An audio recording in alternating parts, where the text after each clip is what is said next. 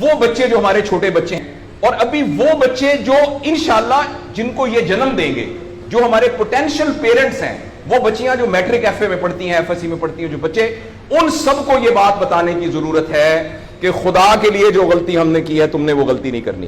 اپنے value system کو ٹھیک کرنا ہے. میں نے سر ایک سٹڈی کی, ابھی وہ جاری ہے, تقریباً 1800 بچوں سے میں نے پوچھا تم کس جیسا بننا چاہتے ہو, اور یہ 8 سال سے کم عمر کے بچے کے. آپ یقین کریں بچوں نے جو کہا وہ یہ کہا میں میسی کی طرح بننا چاہتا ہوں جو فٹ بالر ہے, کسی نے کہا میں عاطف اسلم کی طرح بننا چاہتا ہوں, کسی نے انڈیا کے اداروں کا نام لیا, کسی نے نہیں کہا میں ابو بکر کی طرح بننا چاہتا ہوں, کسی نے نہیں کہا میں حضرت علی کی طرح بننا چاہتا ہوں, کسی نے نہیں کہا میں قائد اعظم کی طرح بننا چاہتا ہوں, کسی نے نہیں کہا میں عبدالستار ریدی کی طرح بننا چاہتا ہوں. ایک بچی نے صرف کہا کہ میں حضرت فاطمہ کی طرح. میں نے اپنے یوٹیوب چینل پہ اس بچی کا انٹرویو لایا, چھوٹی سی بچی نے کہا, میں پارک میں پھر رہی تھی, میں نے کہا بیٹا تم کیا بننا چاہتی ہو, کہتی میں حضرت فاطمہ کی طرح بننا چاہتی ہوں. تو میرے دوستو, ہم نے اپنے بچوں کے رول ماڈل ہی غلط کر دیے ہیں. ہم نے, اس لیے مجھے اور آپ کو بہت سیریسلی اس بات پر غور کرنا ہے. میں آپ سے عرض کروں, ساؤتھ افریقہ میں تتلیاں ختم ہو رہی ہیں, لہٰذا تتلیوں کی نسل کو بچانا بڑا ضروری ہے. اچھا, پانڈا ختم ہو رہا ہے, پانڈا کو بچانا بہت ضروری ہے. انسان پانڈا اور تتلیاں نہیں ہیں, انسان ختم نہیں ہو رہا ہے, انسان کا بچانا کوئی اتنا ضروری نہیں ہے, وہ پانڈا نہیں ہے. اس لیے اگر ہم اپنے بچوں کو یہ رول ماڈل نہیں دے سکتے تو مہربانی کر کے بچے نہ پیدا کریں.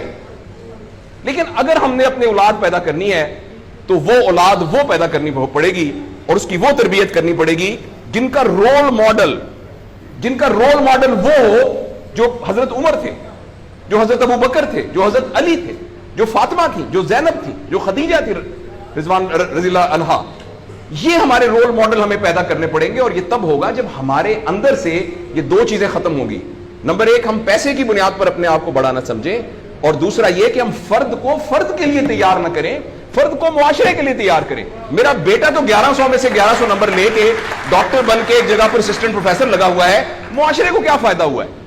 اور ہم میں سے آپ سوچیں کہ اللہ لوگ, عموماً ہم سب لوگ جب اللہ کا شکر ادا کرتے ہیں کہ یا اللہ تیرا شکر ہے, 3 مرلے کے مکان میں رہتے تھے, اب ماشاءاللہ کوٹھی ہے 2 کنال کے اندر, اور سائیکل پہ ابا جی جاتے ہوتے تھے, لیکن الحمدللہ ہمارے پاس اب 2-3 گاڑیاں ہیں, اور چھٹیاں تو سوال ہی پوادے کر جاندے ہوندے سی, کدے کدے گوڑ کھاندے سی, خراس تھے. اب ہم سارے بھوربن میں جاتے ہیں چھٹیاں گزارنے, کبھی کبھی انگلینڈ بھی جاتے ہیں.